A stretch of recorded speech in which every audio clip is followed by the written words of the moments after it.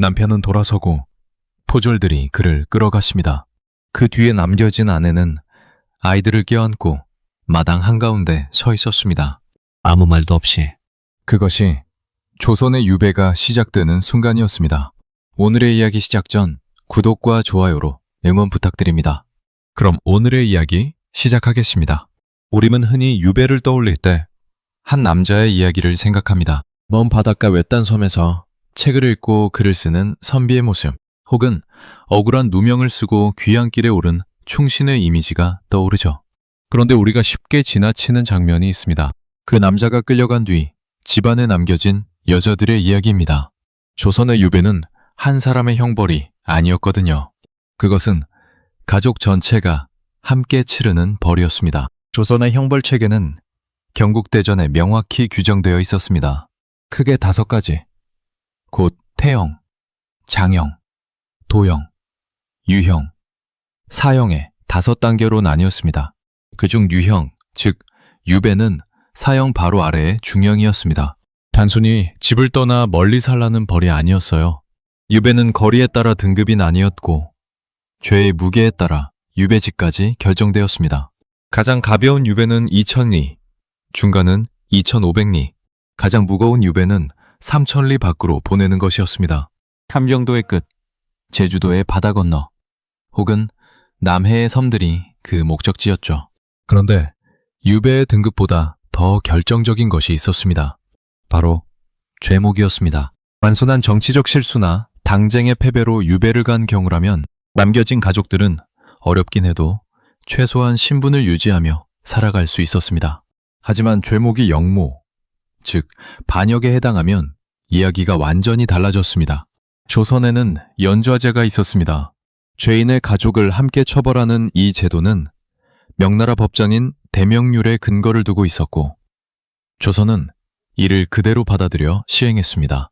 영모죄가 적용되면 죄인 당사자는 능지처참을 당하고 아내와 자식들은 관노비로 편입되었으며 가사는 전부 몰수되었습니다. 이것이 조선의 법이 정한 처자위노, 즉 처자를 노비로 삼는다는 규정이었습니다. 이 규정이 얼마나 철저하게 집행되었는지는 사료를 통해 확인할 수 있습니다. 역적의 처벌이 끝나고 나면 한성부가 나서서 그 가족의 명단을 작성했습니다. 부모, 조부모, 처첩, 자녀, 형제자매는 물론이고 백숙부와 형제의 아들들까지 연좌 대상이었습니다. 집안 어른부터 갓 걸음마를 뗀 어린아이까지 죄인과 피를 나눈 자라면 그 누구도 이 그물에서 빠져나가기 어려웠습니다. 집은 허물어 못을 만들었습니다. 파가저택, 즉 집을 부수고 연못을 조성하는 이 처벌은 죄인의 흔적 자체를 지워버리는 행위였습니다. 재산은 모두 몰수되었습니다. 적 몰가산, 땅도, 집도, 노비도, 곡간의 곡식도 전부 국가로 넘어갔습니다. 남겨진 사람들은 말 그대로 맨손이었습니다. 양반과 여성의 신분이 하루아침에 바뀌었습니다.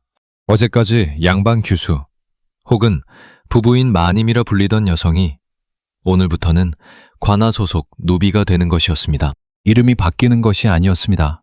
삶의 방식이 통째로 바뀌는 것이었습니다. 어린 자식들도 마찬가지였습니다.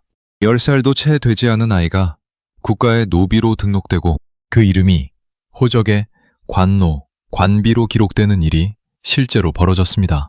물론 모든 유배가 이 극단까지 갔던 것은 아니었습니다. 단순 정치범의 경우 가족은 고향에 남아 신분을 유지했습니다.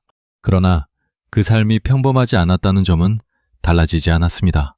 아버지가 죄인이라는 낙인은 자식들의 과거 응시를 막았습니다. 경국대전에는 명확히 규정되어 있었습니다. 제가 한 부녀자의 아들과 손자, 그리고 죄인의 자녀는 문과 생환, 진사시에 응시할 수 없었습니다. 죄인의 후손이라는 꼬리표가 붙으면 대를 이어 학문의 길과 벼슬길이 막혔습니다. 집안 전체가 한순간에 추락하는 것이었죠. 유배의 형태도 하나가 아니었습니다. 가장 일반적인 형태는 정해진 지역 안에서 어느 정도 자유롭게 생활하는 방식이었습니다. 그러나 죄가 무겁거나 임금의 진노를 샀을 때는 위리안치라는 훨씬 가혹한 형태의 유배가 적용되었습니다. 위리안치는 유배지에서 가시나무로 울타리를 두른 집 안에 갇혀 살도록 하는 것이었습니다. 집 밖으로 나올 수 없었습니다. 면회도 극도로 제한되었습니다. 이 경우 아내가 남편을 따라 유배지로 간다 해도 함께 그 울타리 안에 갇히거나 밖에서 음식과 생필품을 넣어주는 것 이상을 하기가 어려웠습니다. 유배인에게 유배지가 현지의 관리에 의해 어떻게 다루어지느냐도 삶의 질을 크게 좌우했습니다. 임금이 좋게 보는 인물이 유배를 가면 현지 수령이 나름의 편의를 봐주는 경우가 있었습니다. 반대로 완전히 눈밖에 난 죄인이라면 현지 수령은 오히려 더욱 가혹하게 대하며 권력자의 비위를 맞추려 했습니다. 같은 유배이지만 누구에게 어디로 가느냐에 따라 삶의 조건이 하늘과 땅 차이였습니다. 유배인의 가족이 겪어야 했던 고통의 크기 역시 그에 따라 달라질 수밖에 없었던 겁니다. 이렇듯 조선의 유배는 한 사람의 벌이 아니었습니다. 그것은 가문 전체를 무너뜨리는 사회적 처형이었습니다.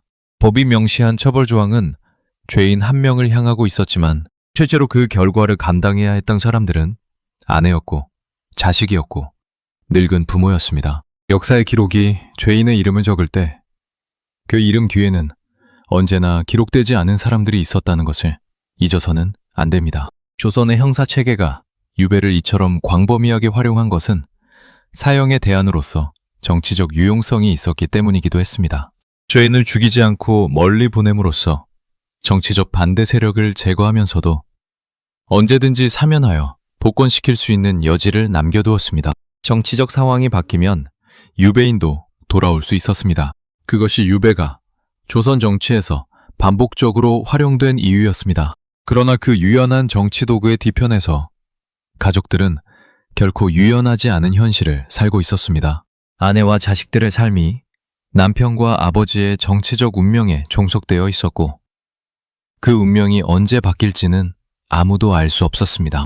그러나 모든 아내가 그 자리에 주저앉기만 한 것은 아니었습니다. 어떤 여성들은 남편을 따라 유배지로 갔습니다. 조선의 법이 아내에게 유배를 명하지 않았음에도 스스로 그 길을 택한 여성들이 있었거든요. 그것은 체념이 아니었습니다. 삶을 버리지 않겠다는 선택이었습니다. 고향을 떠나 유배지로 향하는 길은 그 자체로 험난한 여정이었습니다. 제주도로 가려면 험한 해협을 건너야 했습니다. 파도가 높은 날은 배가 뜨지 않았고 무사히 도착한다 해도 낯선 섬에서의 생활이 기다리고 있었습니다. 함경도 북쪽 끝으로 향하는 길은 몇 달이 걸리기도 했습니다. 아이들을 데리고 그 길을 가는 경우도 있었고 아이들을 고향에 두고 홀로 떠나는 경우도 있었습니다. 어느 쪽이든 가슴이 찢어지는 선택이었습니다. 유희춘이라는 사람이 있었습니다. 명종 시절 양재역 벽서 사건에 연루되어 제주도로 이후 함경도 종성으로 유배를 떠나게 된 사대부였습니다. 유배 기간이 무려 19년에 달했습니다. 그의 아내는 송덕봉이라는 이름의 여성이었는데 조선을 대표하는 여류 문인 중 한 사람으로 손꼽히던 인물이었습니다. 송덕봉은 남편이 귀향을 떠난 동안 홀로 집안을 꾸렸습니다. 시부모를 봉양하고 자식들을 돌보고 가솔들을 이끌었습니다. 편지를 써서 남편에게 전했고 남편의 편지를 받아 읽으며 그리움을 달랬습니다. 그것이 19년이었습니다. 이 이야기가 사료에 남겨진 것은 유희춘이 유배에서 풀린 뒤에 쓴 미암일기 덕분이었습니다. 위기 속에서 유희춘은 아내 송덕봉을 지기, 즉 자신을 알아주는 벗이라 부르고 있었습니다. 그 표현 하나에 긴 세월의 무게가 담겨 있었습니다.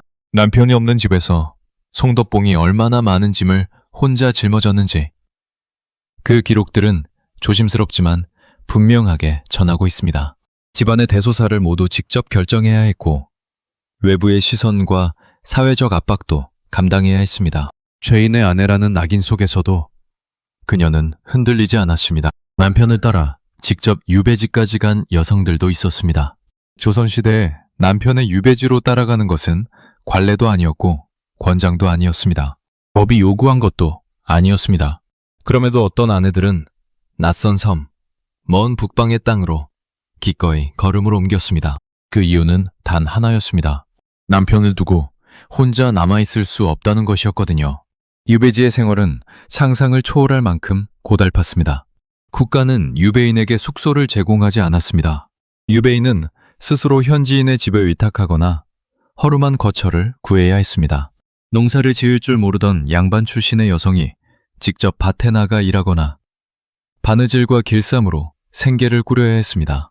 유배지 현지의 관원이 어떤 태도를 취하느냐에 따라 삶의 질이 완전히 달라졌습니다. 어떤 수령은 유배인 가족에게 최소한의 예우를 갖춰야 했고, 어떤 이는 철저히 외면했습니다. 띵목대비의 어머니 노씨 부인의 이야기는 그 가운데서도 특히 생생한 기록을 남겼습니다. 노씨는 딸이 광해군에 의해 유폐된 뒤 스스로 제주도로 유배를 당한 여성이었습니다. 제주 목사 양화근, 집권 세력인 대북파의 눈에 들기 위해 노씨 부인을 학대했습니다. 식량도 제대로 주지 않았습니다. 극한까지 몰린 그녀는 결국 막걸리를 빚어 팔아 생계를 이어가야 했습니다. 조카 최고 권력자의 어머니가 술을 팔아 연명하는 신세가 된 것이었습니다. 멜리어실 기술의 기록에 따르면 그 목사는 술에 취할 때마다 대비 어미가 파는 술을 가져오라고 했다고 전합니다. 권력의 잔혹함이 어디까지 내려갈 수 있는지를 보여주는 장면이었습니다. 남편 곁에서 병시중을 드는 여성들도 있었습니다. 유배지의 환경은 건강을 급속도로 갉아먹었습니다. 낯선 기후, 부실한 식사, 정신적 충격이 겹치면서 유배인들은 병에 시달리는 경우가 많았습니다. 아내가 없었다면 그 자리에서 쓰러졌을 남편들이 아내의 간호로 목숨을 부지했다는 기록들이 곳곳에 남아 있었습니다. 유배지에서 아내는 의원이었고 일꾼이었고 경제를 책임지는 가장이었습니다. 그런데 여기서 우리가 놓치지 말아야 할 것이 있습니다. 자발적으로 유배지를 따라간 여성들은 어떤 의미에서 법보다 강한 선택을 한 사람들이었습니다. 조선의 법은 아내에게 유배를 명령하지 않았습니다. 유배지로 따라가지 않아도 법적으로 아무런 문제가 없었습니다. 그럼에도 불구하고 어떤 이들은 갔습니다. 그것이 지극히 개인적인 감정에서 비롯된 것인지 혹은 가문의 명예나 사회적 기대에서 비롯된 것인지를 지금의 우리가 단정할 수는 없습니다. 하지만 그 선택이 얼마나 큰 희생을 수반하는 것인지는 분명히 알 수 있습니다. 유배지에서의 삶은 단순히 불편한 정도가 아니었습니다. 낯선 언어와 풍습, 극단적인 기후, 제대로 갖춰지지 않은 주거 환경이 이들을 기다리고 있었습니다. 제주도는 육지와 달리 독특한 방언과 문화를 가진 곳이었고 함경도의 북방 지역은 겨울이 되면 혹한이 몰아쳤습니다. 조선의 법은 유배인에게 현지 적응을 도와줄 어떤 지원도 제공하지 않았습니다. 스스로 알아서 살아남아야 했습니다.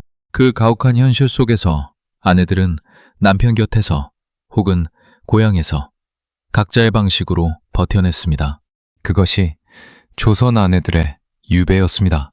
가장 비극적인 이야기는 연좌제가 작동한 순간에 만들어졌습니다. 영모죄. 이 두 글자가 한 집안에 떨어지는 순간 법은 그 가족 모두를 향해 손을 뻗었습니다. 조선왕조실록과 각 도의 관찰사 보고를 통해 확인되는 이 사례들은 읽는 것만으로도 숨이 막힐 만큼 충격적이었습니다. 조선의 연좌제는 대명률에서 가져온 원칙이었습니다. 오반 대역죄가 적용된 죄인의 경우 죄인 본인은 능지처참을 당하고 처자 위노, 즉 처자를 노비로 삼는다는 규정이 그것이었습니다. 조선은 이 원칙을 충실하게 따랐습니다. 단순히 법 조문으로만 존재한 것이 아니라 영모 사건이 발생할 때마다 실제로 집행되었습니다. 역적의 집은 허물어 못을 만들고 재산은 몰수하고 가족은 노비로 삼는 이 일련의 처벌이 실록에 반복하여 등장합니다. 처자 위노라는 세 글자가 한 집안 여성의 신분을 하루아침에 바꾸었습니다. 이인좌의 난이 일어났던 시절의 기록을 살펴보겠습니다. 충청도 진자명감으로 있던 이만동이라는 인물이 그 반란에 가담했다는 이유로 붙잡혔습니다. 이만동은 서울로 압송되어 형장에서 사망했습니다. 그런데 이야기는 여기서 끝나지 않았습니다.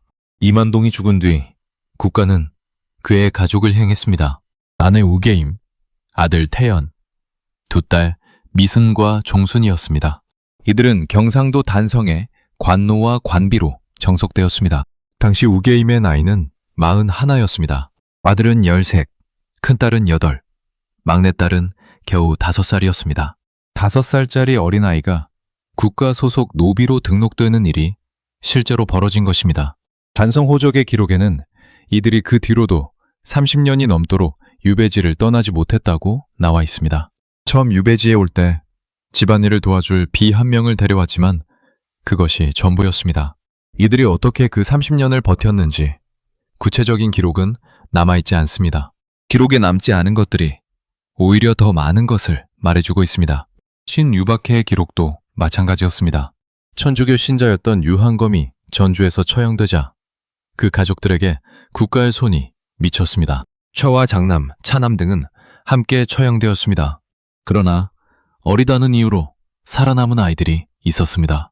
6살짜리 아들은 흑도로, 3살짜리 아들은 신지도의 관노가 되었습니다. 9살의 딸 유서미는 거제도의 관비가 되었습니다. 9살이었습니다. 유서미의 이야기는 다산 정약용이 언급할 만큼 당대에도 주목을 받았습니다. 다산은 목민심서에서 여성 유배인들의 처우에 각별히 신경 쓸 것을 수령들에게 당부했습니다. 가족 부인이 처음 유배지에 오면 얼굴을 가리고 관아 마당에 들어오도록 하고 수령은 방문을 닫고 보지 말아야 하며 점거가 끝나면 관비를 보내 집까지 바래다 주어야 한다고 했습니다. 그 부인이 사는 마을에는 남자들이 얼씬거리지 못하게 하고 명절에는 쌀과 고기를 보내 예우하라고도 했습니다. 다산이 이런 당부를 굳이 책에 남겼다는 것은 그 반대의 일이 너무나 빈번하게 벌어지고 있었다는 반증이었습니다.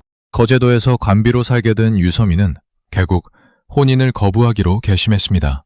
관비의 몸으로 남편을 맞이하면 자식 또한 노비로 태어나게 될 것이었습니다. 자신의 고통을 자식에게 물려줄 수 없다는 결심이었습니다. 그녀는 순결을 지키기 위해 항상 한자길이의 칼을 지니고 다녔습니다. 그 칼은 그녀가 끝까지 스스로를 지키겠다는 의지의 표현이었을 겁니다. 유서미는 71살까지 살았습니다. 평생 혼인하지 않은 채로 거제도의 관비로 그 긴 세월을 버텼습니다. 그녀의 묘는 오랫동안 잊혀졌다가 아주 최근에야 발견되었습니다. 묘비에는 유처자묘, 즉 유씨 처녀의 묘라고만 쓰여 있었습니다. 황사영의 아들 황경한의 이야기도 빼놓을 수 없습니다. 황사영이 백서 사건으로 처형된 뒤 2살짜리 아들 황경한은 추자도 관노로 보내어졌습니다. 2살이었습니다. 그 아이를 평생 노비로 살게 할 수 없었던 어머니 정명녀는 끔찍한 선택을 했습니다. 고성 관원을 매수하여 아들을 유배 도중 죽은 것으로 처리하고 추자도 포구바위에 아이를 두고 떠난 것이었습니다. 아이를 버리는 것이 아이를 살리는 방법이었습니다. 마침 포구 근처에 살던 어부가 그 아이를 발견하고 거두었습니다. 황경한은 평생 어부로 살았습니다. 그 이야기가 지금까지 추자도에 전해주고 있습니다. 이 이야기들이 보여주는 것은 조선의 연좌제가 단순히 법 조문이 아니라 실제 사람들의 삶을 뿌리째 뒤흔드는 현실이었다는 점입니다. 2살짜리 아이, 9살의 딸, 41의 어머니. 이들은 아무런 죄를 짓지 않았습니다. 그러나 가족 중 누군가가 국가에 반하는 행위를 했다는 이유만으로 이들의 삶 전체가 바뀌었습니다. 법의 논리 안에서 이 처벌은 정당한 것으로 여겨졌습니다. 죄인의 씨앗을 남기지 말아야 한다는 논리였습니다. 그 논리가 9살의 아이를 관비로 만들고 2살의 아이를 포구 바위 위에 버려두게 했습니다. 우리가 이 이야기들을 오늘의 시각으로만 바라보아서는 안 됩니다. 조선은 그것이 옳은 것이라고 믿었습니다. 가문의 연대 책임, 국가 질서의 유지, 반역의 씨앗을 근절해야 한다는 생각이 당대의 가치관이었습니다. 그러나 그 가치관이 만들어낸 결과가 어떤 것이었는지를 우리는 이제 알고 있습니다. 기억되어야 할 이름들이 너무 오랫동안 기록 밖에 있었습니다. 연좌제가 적용되지 않은 경우에도 남겨진 아내들의 삶은 결코 평탄하지 않았습니다. 남편이 단순한 정치범으로 유배를 떠났다 해도 집안을 책임지는 것은 온전히 아내의 몫이었습니다. 조선의 법은 여성이 독자적으로 재산을 관리하거나 공식적인 경제활동을 하는 것을 사실상 제한하고 있었습니다. 그 제약 속에서 아내들은 살아남아야 했습니다. 남편이 유배를 가면 가장 먼저 닥쳐오는 것이 경제적 위기였습니다. 녹봉이 끊겼습니다. 남편이 관직에 있을 때 받아오던 봉급이 사라지는 것이었습니다. 유배인에게 국가는 아무것도 지급하지 않았습니다. 유배지에서의 생활비는 본인 스스로 마련해야 했고, 고향에 남은 가족은 그 생활비까지 어떻게든 마련해서 보내야 했습니다. 집안에 노비가 있다면 그나마 형편이 나았습니다. 하지만 재산이 충분하지 않은 집안에서는 아내가 직접 뭔가를 해야 했습니다. 바느질이었습니다. 길쌈이었습니다. 양반과 여성이 할 수 있는 경제활동이란 대체로 이것이었습니다. 밖으로 나가 장사를 할 수도 없었고 논밭을 직접 경작하는 것도 쉽지 않았습니다. 밤늦게까지 등잔불 아래 앉아 바늘을 올리며 그 수입으로 가족을 먹여야 하는 상황이었습니다. 자식들의 끼니를 걱정해야 했고 시부모가 있다면 그 봉양도 빠뜨릴 수 없었습니다. 유배지에 있는 남편에게 보낼 식량과 옷도 준비해야 했습니다. 여성 한 사람이 감당하기에는 너무 많은 짐이었습니다. 사회적 낙인도 견뎌야 했습니다. 죄임의 아내라는 시선이 매일의 삶에 끼어들었습니다. 이웃의 눈초리, 친척들의 거리둠, 향촌 사회에서의 고립이 서서히 그러나 확실하게 진행되었습니다. 조선의 향촌 공동체는 서로 긴밀하게 연결된 사회였습니다. 죄인의 가족이라는 사실은 쉽게 숨겨지지 않았습니다. 아이들도 마찬가지였습니다. 또래 아이들 사이에서 어떤 시선을 받았는지, 서당에서 공부를 계속할 수 있었는지 기록에는 남아있지 않지만 짐작할 수 없는 것도 아닙니다. 재혼은 선택지가 아니었습니다. 조선의 성리학적 윤리는 여성의 재혼을 사실상 금지하고 있었습니다. 법으로 명시적으로 금지한 것은 아니었지만 재가한 부녀자의 자손은 과거 응시를 할 수 없다는 경국대전의 규정이 사실상 재혼을 막았습니다. 어머니가 재혼하면 그 자식들의 앞길이 막히는 것이었습니다. 자식을 위해서라도 아내는 남편이 돌아오기를 기다려야 했습니다. 기다림이 삶의 방식이 되는 것이었습니다. 편지가 유일한 연결고리였습니다. 유배지에 있는 남편에게 혹은 남편으로부터 받는 편지가 삶을 이어가는 이유가 되기도 했습니다. 어떤 아내들이 남긴 편지 속에는 그 절박함이 담겨 있습니다. 남편의 건강을 묻고 자식들의 안부를 전하고 집안의 사정을 알리는 그 편지들은 감정을 숨기지 않았습니다. 둘이 머리 휘어지도록 함께 살자던 약속을 잊지 말라는 애원이 그 편지들 속에 녹아 있었습니다. 편지를 보내는 것 자체도 쉽지 않았습니다. 유배지는 먼 곳에 있었고 편지를 전달할 사람을 구하는 것도 일이었습니다. 비용도 들었습니다. 집안 형편이 어려워질수록 편지를 보내는 횟수도 줄어들 수밖에 없었습니다. 편지가 도착하지 않으면 남편의 안부를 알 방법이 없었습니다. 유배지에서 남편이 병으로 쓰러졌다는 소식을 뒤늦게 전해 듣는 경우도 있었습니다. 고향에서 아내가 세상을 떠났는데 유배지의 남편이 그 사실을 한참 뒤에야 알게 되는 경우도 있었습니다. 가장 힘든 것은 언제 끝날지 모른다는 불확실성이었습니다. 사형은 그 결말이 명확합니다. 도형, 즉 노역형도 기간이 정해져 있었습니다. 그러나 유배는 달았습니다. 유배는 임금의 특별한 명령이 없으면 풀리지 않았습니다. 정치 상황이 어떻게 바뀔지, 자신의 남편이 언제 돌아올 수 있을지 아내들은 알 수 없었습니다. 어떤 유배는 수년으로 끝났지만 어떤 유배는 10년, 20년을 넘기기도 했습니다. 그 불확실한 기다림 속에서 아이들은 자라고 시부모는 늙어가고 자신의 건강도 서서히 무너졌습니다. 그럼에도 불구하고 기다림을 멈출 수가 없었습니다. 그것이 조선 아내들에게 주어진 또 하나의 형벌이었습니다. 이것이 조선의 유배가 만들어낸 또 다른 단절의 풍경이었습니다.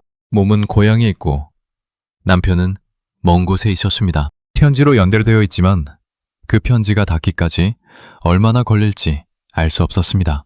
병이 든 남편에게 약을 보내고 싶어도 그 약이 제때 닿을지 알 수 없었습니다. 기다림이란 무언가를 기다리는 것이지만 때로는 무엇을 기다리는지도 모른 채 그냥 시간이 흘러가는 것이기도 했습니다. 조선의 아내들은 그 안개 속에서 살았습니다. 법이 만들어낸 거리가 그 마음속에도 생겨나지 않도록 하는 것이 이들이 해마다 편지를 쓰고 해마다 유배지로 생활비를 마련해 보낸 이유였습니다. 남겨진 아내가 감당해야 했던 또 하나의 짐이 있었습니다. 집안을 지키는 것이었습니다. 집안을 지킨다는 것은 단순히 식구들을 먹이고 재우는 것을 넘어선 의미였습니다. 조상의 제사를 모시는 것, 가문의 명예를 유지하는 것, 자식들의 혼인을 주선하는 것, 친척들과의 관계를 이어가는 것, 이 모든 것이 포함되었습니다. 남편이 없는 자리에서 이 모든 역할을 혼자 해내야 했습니다. 조선에서 제사는 단순한 종교적 의식이 아니었습니다. 가문의 정체성을 유지하는 핵심적인 행위였습니다. 조상에게 제사를 올리지 않는 것은 가문을 방기하는 것과 다름없었습니다. 유배가 결정되면 남성 가장이 사라지는 셈이었습니다. 제사를 모실 남성이 없는 집에서 아내가 그 역할을 대신해야 했습니다. 개수를 준비하고 제사를 지내고 형식을 유지하는 것이 아내의 또 다른 임무였습니다. 그것도 경제적 형편이 어려워지는 상황에서 해내야 하는 일이었습니다. 자식들의 교육도 아내가 책임져야 했습니다. 조선에서 양반자제의 교육은 서당에서 시작하여 성균관으로 이어지는 긴 여정이었습니다. 아버지가 없는 상황에서 학비를 마련하고 스승을 찾고 아이들의 공부를 독려하는 것이 전부 아내의 몫이 되었습니다. 유배 중인 아버지가 편지로 가르침을 전하는 경우도 있었지만 현실적인 교육을 감독하는 것은 어머니였습니다. 아버지가 죄인이라는 사회적 낙인이 아이들의 학업 의지를 꺾는 상황에서도 어머니는 계속 밀어붙여야 했습니다. 조선 사회에서 가문의 일은 남자가 결정하는 것이 원칙이었습니다. 그러나 남자가 없는 상황에서는 여자가 그 결정을 내려야 했습니다. 아이들의 교육을 어떻게 할 것인지, 어느 집과 사돈을 맺을 것인지, 집안의 재산을 어떻게 관리할 것인지를 전부 아내가 결정해야 했습니다. 법적으로 여성의 권한이 제한되어 있었음에도 불구하고 현실에서는 아내가 실질적인 가장 역할을 수행해야 했던 겁니다. 조선의 아내들이 단순한 내조자가 아니었음을 보여주는 대목이기도 했습니다. 송덕봉의 사례는 이 점에서 특히 주목할 만합니다. 그녀는 유희춘이 유배를 떠난 긴 세월 동안 집안의 대소사를 도맡아 처리했습니다. 그것만이 아니었습니다. 나중에 유희춘이 유배에서 풀려 관직에 복귀한 지 석 달 만에 첩을 들이려 하자 송덕곰은 군자의 도리에 빗대어 강하게 꾸짖었습니다. 결국 유희춘이 물러선 것으로 기록되어 있습니다. 이 에피소드는 단순한 부부싸움의 기록이 아닙니다. 19년이라는 기다림 속에서 자신의 권리를 포기하지 않은 여성의 모습을 보여주는 것이었습니다. 조선의 법체계 안에서 여성의 공식적인 권한은 매우 제한적이었습니다. 토지를 사고 팔거나 큰 규모의 거래를 하는 것은 원칙적으로 남성의 역할이었습니다. 그러나 남성 가장이 유배 중인 상황에서 이 경계는 허물어질 수밖에 없었습니다. 법이 허용하는 범위보다 훨씬 넓은 영역에서 여성들이 실질적인 결정권을 행사했습니다. 그것이 법으로 보장된 권리여서가 아니라 그렇게 하지 않으면 집안이 유지될 수 없었기 때문이었습니다. 조선의 아내들은 법이 그어놓은 선 안에 갇혀 있지 않았습니다. 현실이 그 선을 넘게 만들었습니다. 혼인을 주선하는 일도 유배 중에 아내가 감당해야 했던 중요한 과제였습니다. 조선 사회에서 자녀의 혼인은 가문의 미래를 결정하는 중요한 일이었습니다. 죄임의 자녀라는 상황에서 좋은 가문과 혼인을 맺는 것은 쉽지 않았습니다. 그럼에도 불구하고 어머니들은 자녀들을 위해 최선의 혼처를 찾으려 했습니다. 남편이 없는 상황에서 이 협상을 혼자 이끌어야 했습니다. 그 과정에서 겪었을 좌절과 서름, 그리고 끝내 이루어냈을 때의 안도감은 기록에 남아있지 않지만 충분히 짐작할 수 있습니다. 조선왕조실록과 승정원 일기에는 유배인의 가족에 관한 기록들이 산재해 있습니다. 그러나 그 기록들은 대부분 남편 혹은 아버지의 죄목과 처벌에 집중되어 있습니다. 가족이 어떻게 되었는지는 짧게 언급되거나 아예 기록되지 않는 경우도 많습니다.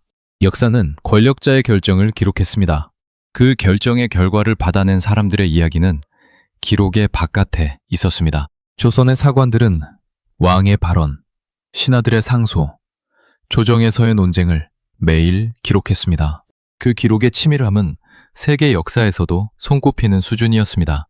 그러나 그 기록 체계는 철저하게 공적 영역, 즉 정치와 행정의 세계를 중심으로 구성되어 있었습니다.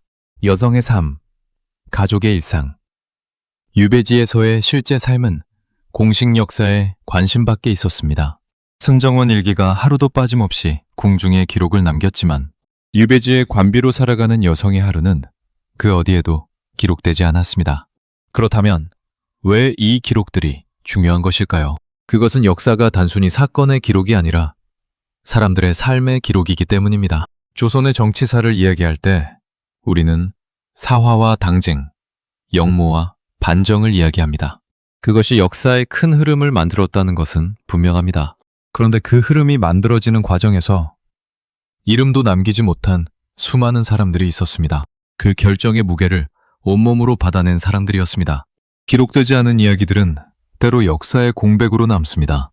그러나 공백 자체가 하나의 증거가 될 수 있습니다. 여성들의 이름이 기록되지 않았다는 것은 그들이 역사의 무대에 존재하지 않았다는 의미가 아닙니다. 오히려 그들의 이름이 기록될 가치가 없다고 생각했던 당대의 시선을 반영합니다.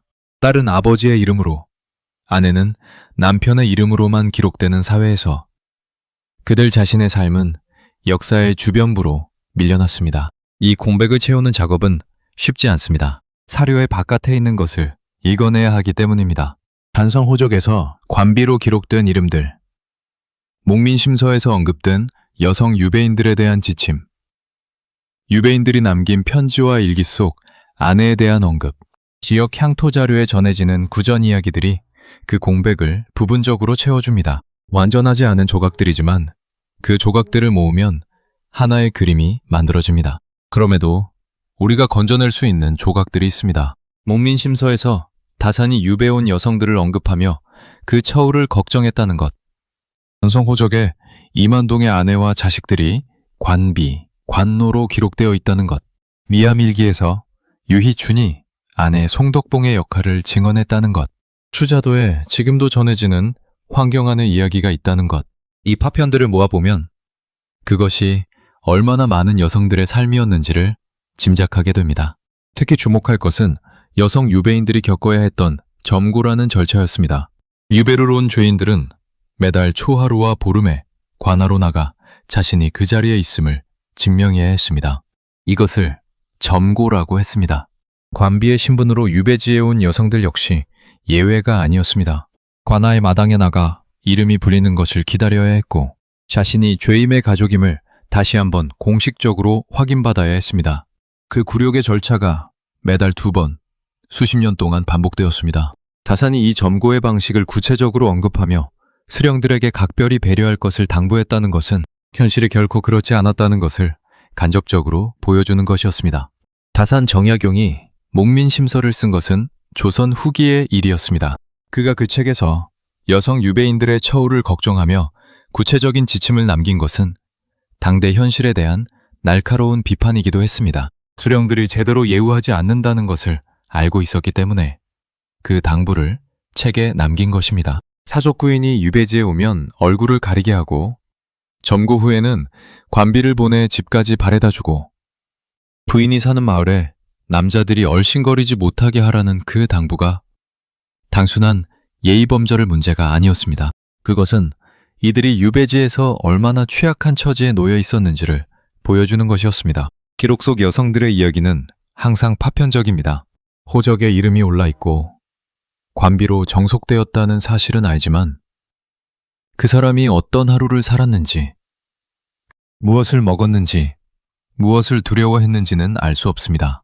그 빈 공간들이 우리가 이 이야기를 더 깊이 들여다봐야 하는 이유입니다. 역사의 공백은 단순한 정보의 부재가 아닙니다. 그 공백은 기록할 가치가 없다고 여겨졌던 삶들의 흔적입니다. 그 흔적을 지금 우리가 되살리는 것이 역사를 더 온전하게 이해하는 방법이기도 합니다. 조선왕조실록이 아무리 방대한 기록이라 해도 그것은 철저하게 조정 중심의 기록이었습니다.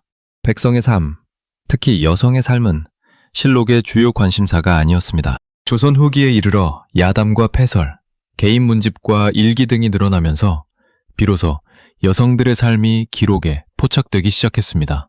미암일기, 목민심서, 각 지방의 향토 기록 등이 그 일부를 담아내고 있습니다. 이 기록들 사이의 빈자리를 우리가 상상력으로 채울 때 그 상상은 허구가 아니라 역사적 개연성에 기반한 것이어야 합니다. 당대의 법, 제도, 사회 구조를 이해한 위에서 기록에 남지 않은 삶들의 윤곽을 그려보는 것, 그것이 역사를 더 풍부하게 읽는 방법이기도 합니다. 남편이 돌아온다고 해서 모든 것이 회복되는 것은 아니었습니다. 유배에서 풀리는 것을 해배라고 했습니다. 임금의 특사가 내려지거나 정치 상황이 바뀌거나 새 임금이 즉위하면서 전임 정권의 처벌이 재검토될 때 해배가 이루어졌습니다. 그런데 해배는 원래의 삶을 돌려주지는 않았습니다. 너무 많은 것이 바뀌어 있었기 때문이었습니다. 해배 소식은 유배지에 도착한 뒤에야 전해졌습니다. 한양의 조정에서 결정이 내려져도 먼 유배지에 그 소식이 전달되기까지 시간이 걸렸습니다. 고향에 남아있는 가족들이 그 소식을 먼저 듣기도 했습니다. 남편이 곧 돌아온다는 소식을 받고 집을 정돈하고 음식을 준비하고 오랫동안 비어있던 그 자리를 다시 채울 준비를 하는 아내의 모습이 어땠을지 그 기록은 남아있지 않습니다. 기쁨이었는지 아니면 너무 오랜 기다림 끝에 오히려 덤덤해진 것이었는지도 알 수 없습니다.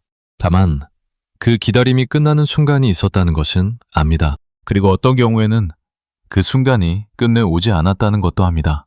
수십 년의 유배 뒤에 돌아온 남편이 마주한 것은 자신이 떠났던 집이 아니었습니다. 집이 허물어져 있는 경우도 있었고 재산이 거의 다 소진되어 있는 경우도 있었습니다. 아이들은 자라서 이미 어른이 되어 있었습니다. 남편의 얼굴을 기억하는 자식이 있는가 하면 아버지의 얼굴을 기억조차 못하는 자식도 있었습니다. 유배를 떠날 때 갓난아이였던 아이가 성인이 되어서야 아버지를 처음으로 만나는 경우도 있었겠죠. 가장 가슴 아픈 것은 남편이 돌아왔을 때 아내가 이미 세상을 떠나 있는 경우였습니다. 조선의 여성들은 재혼이 사실상 불가능한 상황에서 평생 기다림을 선택했습니다. 그 기다림 속에서 과로와 병으로 먼저 생을 마감하는 경우가 적지 않았습니다.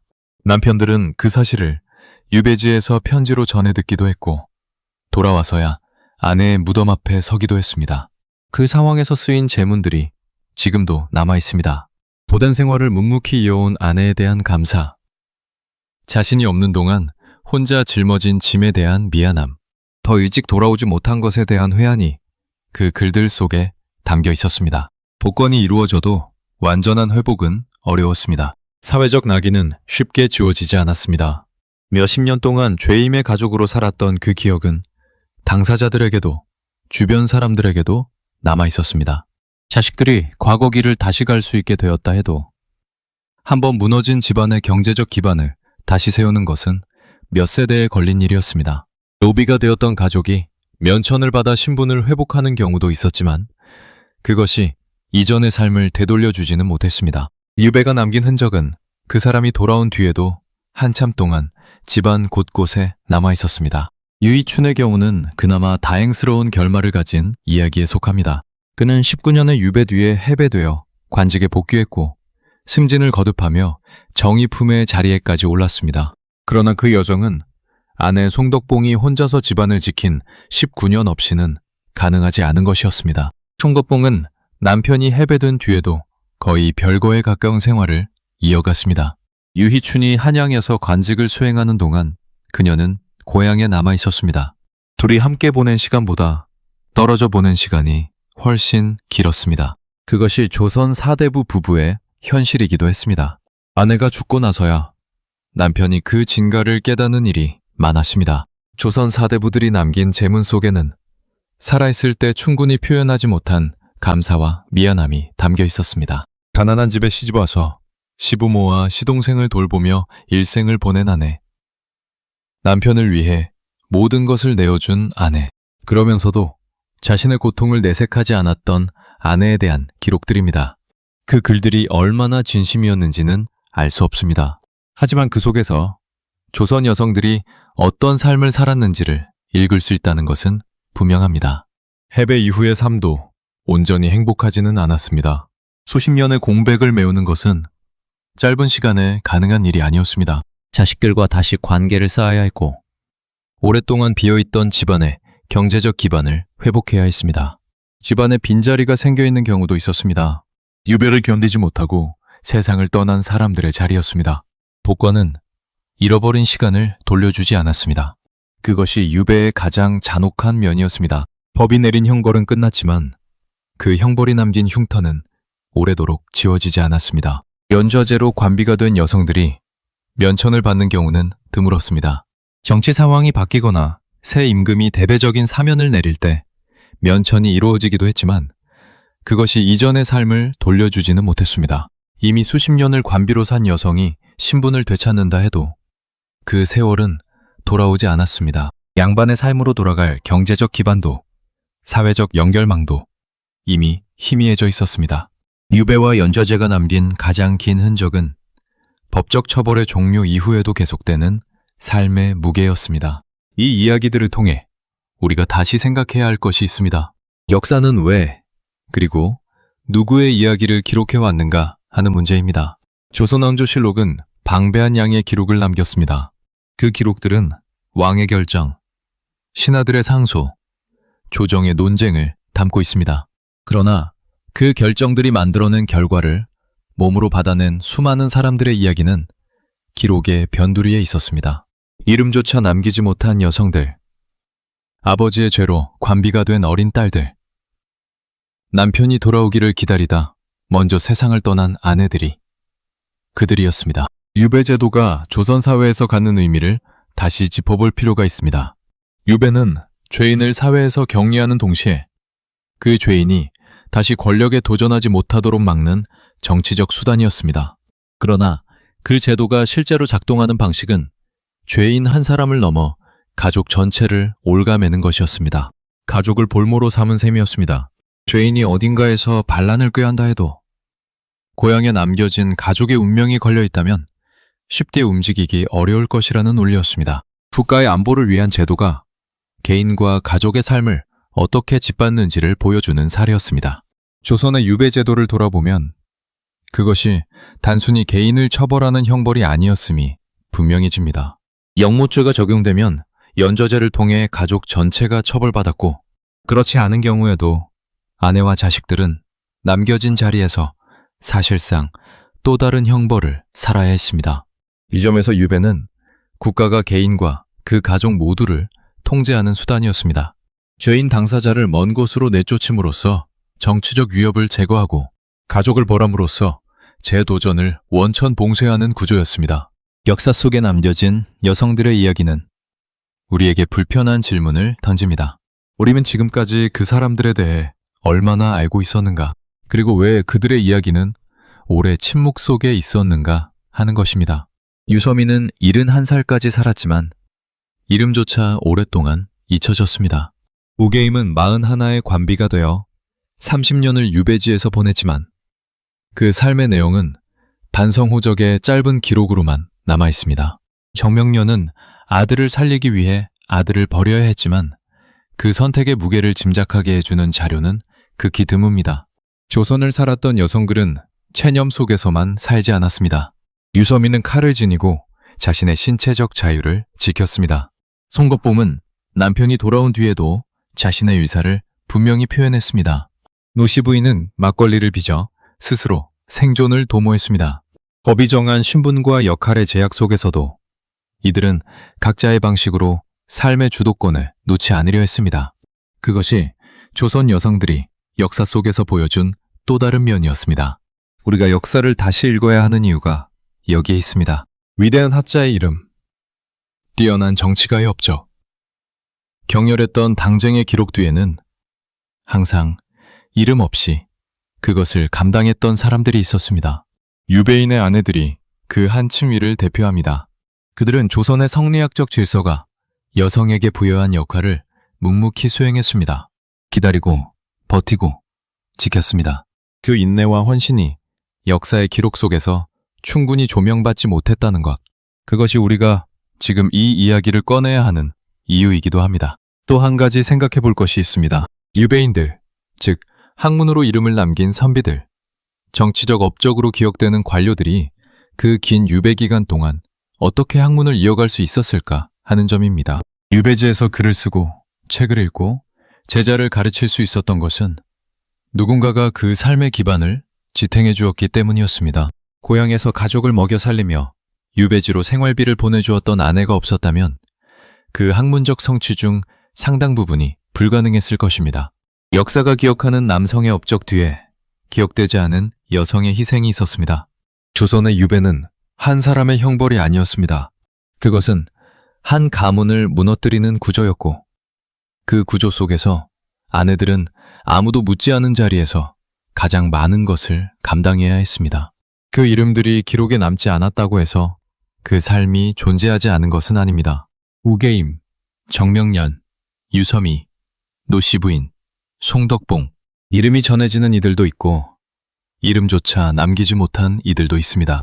하지만 그들이 모두 한 시대를 살았다는 것. 그 시대의 법과 질서 속에서 각자의 방식으로 버텨냈다는 것은 변하지 않는 사실입니다. 지금 우리가 그 이야기를 기억하는 것이 뒤늦은 기록이 될 수 있을 것입니다. 오늘의 이야기는 여기까지입니다. 감사합니다.